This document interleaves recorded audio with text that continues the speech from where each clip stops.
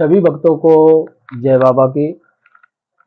एक बार फिर मैं आप सभी भक्तों के समक्ष उपस्थित हुआ हूँ भक्ति सागर पंचद्वार बराड़ा धाम चैनल के माध्यम से। देखो, दुनिया में अलग अलग प्रकार के लोग रहते हैं। कोई तांत्रिक है तो कोई भगत है तो कोई साधक है तो कोई वैसे साधु महात्मा का जीवन व्यतीत करने वाला व्यक्ति है तो कोई अघोरी है। लेकिन लोग ये भी कहते हैं कि तांत्रिक का मतलब क्या होता है। तांत्रिक का मतलब किसी प्रकार का कोई साधक या वैसी भक्ति करने वाला या ऋषि मुनियों की तरह तप करने वाला ऐसा व्यक्ति तांत्रिक कभी नहीं कहलाता। आज मैं आपको वही बताने जा रहा हूँ कि तांत्रिक कहते किसको हैं, तांत्रिक नाम क्यों रखा गया। देखो कि चौकी दरबार लगाने वाले जो लोग होते हैं उनकी लाइन भक्तों की है और उनको भगत कहते हैं। भगत इसलिए उनको कहते हैं कि उन पर किसी न किसी दैविक शक्ति की कृपा होती है और उस शक्ति का उपयोग वो सही करें या गलत करें वो उन पर निर्धारित करता है। सही उपयोग करते हैं तो वो दैविक शक्ति की कृपा हमेशा के लिए सदैव बनी रहती है।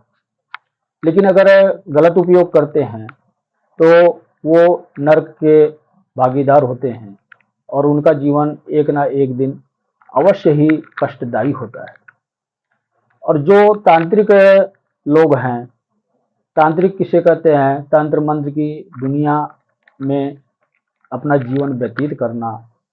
और तंत्र मंत्र की दुनिया में अनेकों प्रकार की प्रक्रिया की जाती है जो कि हमारे जीवन से विपरीत होती है।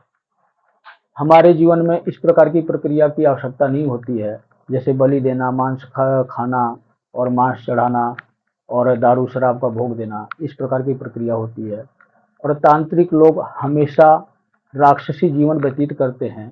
और एक हिसाब से आप समझ लो कि तांत्रिक लोग आप लोगों के और हम लोगों के सभी लोगों के दुश्मन होते हैं, क्योंकि कलयुग का प्रभाव इतना ज़्यादा है और कलयुग से, सतयुग से और अन्य युग से हमेशा कलयुग ही सर्वश्रेष्ठ रहा है। कलयुग का मतलब ही राक्षस होता है, ये युग ही राक्षसों का हुआ है। सतयुग में देवी देवताओं का मतलब राक्षसों का और आमना सामना होता था, लेकिन इस कलयुग में कोई राक्षस आपको सामने से लड़ता हुआ या प्रहार करता हुआ आपको कभी भी दिखाई नहीं दे सकता।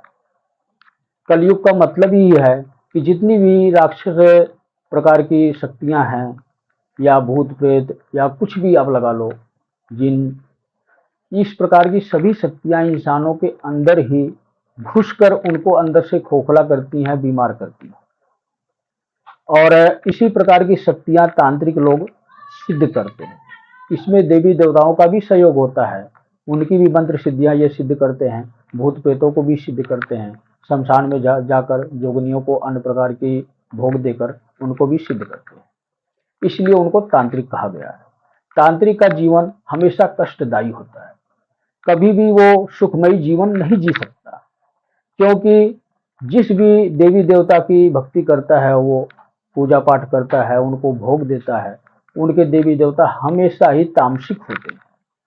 जो भी देवी देवता तामसिक भोग लेते हैं वो कभी भी आपके परिवार की सुरक्षा नहीं कर सकते। वो क्यों नहीं कर सकते?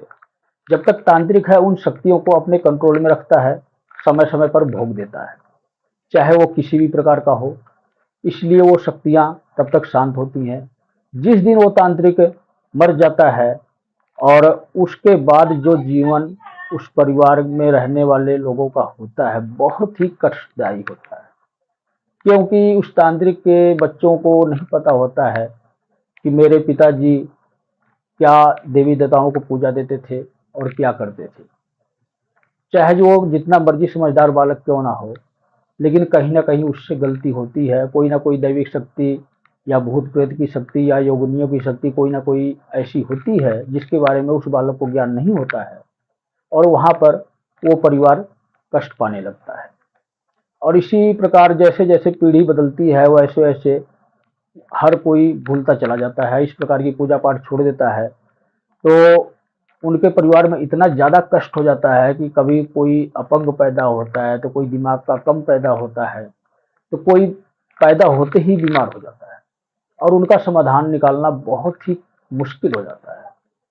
तो मैं आपको यही कहना चाहूँगा, यही आपसे निवेदन करना चाहूँगा कि आप कभी भी इस प्रकार के ज्ञान और इस प्रकार के गुरु ना बनाएं। कभी भी आप तांत्रिक बनने की कोशिश ना करें। अगर आपको बनना है तो एक साधक बनो, एक भक्ति करने वाला साधक जो कि परमात्मा की शरण में जा सके। इस प्रकार की आपको भक्ति करने की आवश्यकता है। तांत्रिक जीवन व्यतीत करना बहुत ही कठिनाइयों का सामना करना होता है। जो तांत्रिक होता है वो अपना जीवन तो व्यतीत कर लेता है, लेकिन अपने परिवार के पीढ़ी दर पीढ़ी सभी को बर्बाद करके जाता है। ये समझ उस तांत्रिक को नहीं होती, क्योंकि कलयुग का असर ही इतना होता है। राक्षसी शक्तियों की यहाँ का हम अगर आह्वान करेंगे तो हमेशा ही हमेशा के लिए देवी देवताओं को उस घर में नहीं घुसने देंगे। इसीलिए हम कहते हैं कि कभी भी इन तांत्रिकों के पास ना जाओ। जब भी आपको भक्ति करनी है, देवी देवताओं की भक्ति करो। कभी भी आप अघोरियों से कोई हवन यज्ञ ना करवाओ। तो सभी भक्तों को जय बाबा की।